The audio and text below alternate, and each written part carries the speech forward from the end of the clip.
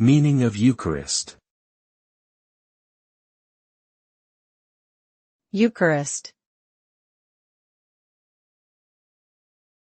Eucharist. Eucharist. Eucharist. The Eucharist is a sacrament in the Christian faith that involves consuming bread and wine that have been consecrated during a religious service. The term Eucharist comes from the Greek word Eucharistia, meaning thanksgiving.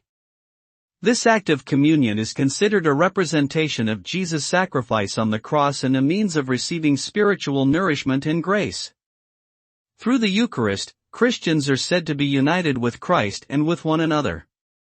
It is a central part of many Christian worship services and is viewed as a sacred and meaningful ritual.